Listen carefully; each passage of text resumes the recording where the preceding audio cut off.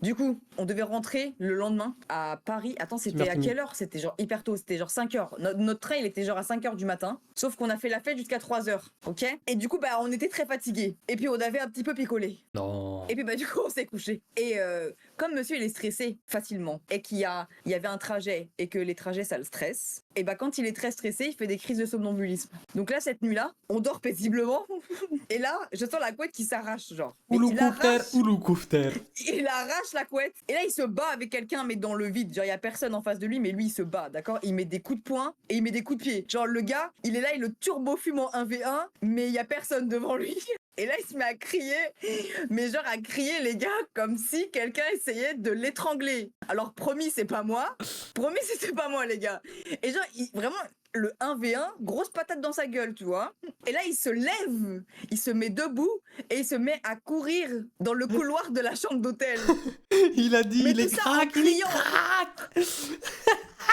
Et je vous jure, il est en mode, mais il est midlife, il l'a pas lâché, hein. Il s'est levé pour le pourchasser. Alors qui, je ne sais pas. Moi, je l'ai pas vu en tout cas. Moi, je l'ai pas vu. Lui, il l'a vu, moi, je l'ai pas vu, ok?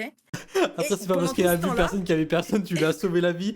Et voilà comment elle se moque de toi, je te jure, c'est une dinguerie. Je l'ai sauvé des intrus. Okay, il y avait personne. C'est juste que t'as pas vu. Le gars, il commence à courir dans le couloir en hurlant à la mort. Mais il hurlait, mais vraiment un film d'horreur, comme si quelqu'un le pourchassait. Et là, du coup, je prends mon téléphone, je mets le flash sur lui. Je vois, il se bat tout seul. Je dis, mais... Parce que bah, forcément, à 4 heures du matin, moi, je pensais qu'on se faisait agresser. Genre, mais non, je vois en direct qui se bat avec un mec invisible. Et là, je me dis, mais qu'est-ce que je regarde? Du coup, juste, je l'appelle une fois, je crie son nom une fois, et là, il s'arrête net, mais complètement. Genre, et là, il baisse ses épaules comme un enfant que t'aurais puni, et il revient dans le lit. T'aurais pu Et il revient dans le lit, tu sais, en mode pom, potom, potom, potom. Il revient dans le lit, il s'allonge, il met sa tête sur moi, et il se rendort. Comme si il s'était rien passé, alors que le gars, il a hurlé à la mort pendant 3 bonnes minutes. C'est pas vraiment je me rendors, parce que moi, je m'en souviens pas, parce que je dormais tout le long, quoi. C'est une crise de somnambulisme, genre.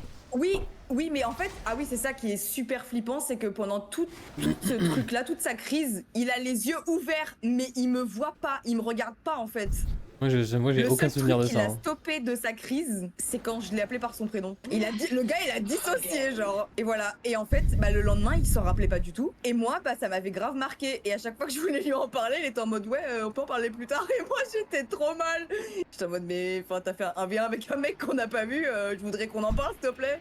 Pour extérioriser. Ouais, mais bon, il y avait rien. Enfin, de ma POV, il y avait rien à dire. Parce que bah, moi, j'ai bien dormi là. Je me suis réveillé le lendemain et j'ai juste bien dormi.